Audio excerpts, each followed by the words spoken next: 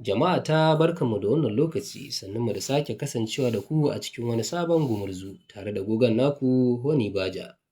Wannan gumurzu dai ya faru ne tsakanin gogon naku Honey Badger da kuma macijin nan na mesa wanda aka fi sani da suna python a harshen Turanci. Wannan maciji dai kowa ya san irin haɗarin da ke gare shi na nannaɗe dabbobi ya kuma karairaya su sannan ya haɗiye su. Ya kuma saba fafatawa da manyan dabbobin dawa irin su zaki da kuma damisa.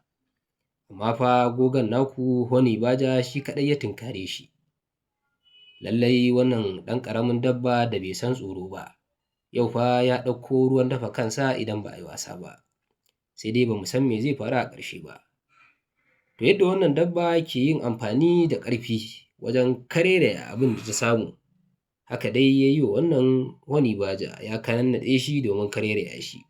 Sai dai wannan Honey Badger ya yi ƙoƙari matuƙa ya kuma zame. Wannan maciji na python wato mesa ya gamu da gamonsa, domin in dai magana ake ta faɗa, to in aka yi maganar Honey Badger an zo ƙarshe. Domin kuwa masana bincike sun tabbatar da cewa Honey Badger yana iya yin faɗa na tsawon awanni 6 zuwa sama. Wani lokacin ma yakan iya kwana ana gwabzawa. To wannan Honey Badger fa ya yi nasara a inda ya galabaitar da wannan maciji, cikin hanzari kuma yake jan sa domin kaiwa gida. Ko me ya sa wannan Honey Badger yake jan wannan maciji ba tare da ya gama kashe shi ba? Ɗaya daga cikin matsalolin da ke faruwa ga ƙananun dabbobi shi ne za su je su yi farauta, amma a hanyar dawowa sukan haɗu da matsala ta 'yan fashi, wato manyan dabbobi kan tare su su ƙwace musu wannan abin da suka farauto, kamar dai yadda kuke gani da wannan Honey Badger a inda ya haɗu da kuraye a hanyarsa ta komawa gida. Dama kuma Honey Badger ya saba haɗuwa da irin wannan ƙalubale, wani lokaci yakan haɗu da zakuna ma ko kuma damisa, wani lokaci kuma kuraye, wani lokacin kuma dila. To haka dai abin yake. Da haka wannan Honey Badger ya yi ƙoƙarin janye wannan maciji domin ya kai shi gida ya ƙarasa kashe shi sannan kuma ya yi watandarsa.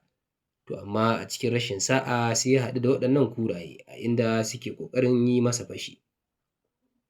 To ko wannan Honey Badger zai haƙura ya sakar wa waɗannan kuraye wannan maciji? Ku biyo mu domin ganin yadda za ta ƙarke.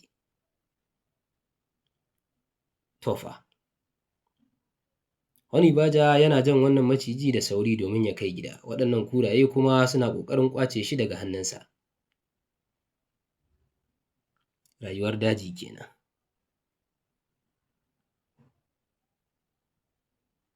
Wato rayuwa ake yi ta kashin dankali, na sama ya danne na ƙasa.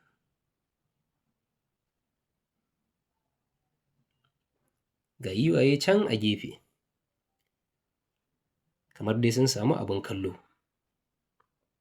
Kun san wani lokacin fa a daji akan iya fafatawa tsakanin wata dabbar da wata, a inda wata za ta tsaya tana kallo, musamman giwa wadda ta saba irin wannan al'amari na tsayawa tana kallon faɗa a tsakanin namun daji. Wannan Honey Badger fa fafatawar ta kai fafatawa. To madalla, Honey Badger ya ƙaraso gidansa ya kuma janye wannan maciji i zuwa ciki, a inda waɗannan kuraye suka ƙaraso da sanyin gwiwa. Kai!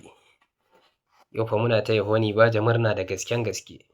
Honey Badger ya yi faɗa da macijin nan na python, ya kuma yi nasarar kashe shi, ko mu ce ya galabaitar da shi. Sannan kuma ya taho gida kuraye suka tasan masa domin yi masa fashi, amma dai Honey Badger ya yi nasara, a inda ya shige da wannan maciji zuwa cikin gidansa ya kuma fito domin fatattakar waɗannan kuraye. Mun gode, ku danna mana following domin samun bidiyoyinmu da zarar mun ɗora.